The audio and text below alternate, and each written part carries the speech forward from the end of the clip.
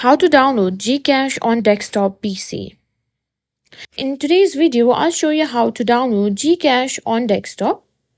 GCash is an amazing mobile wallet, and even though it's designed for smartphones, I'll guide you how to get it on your PC. So let's get started.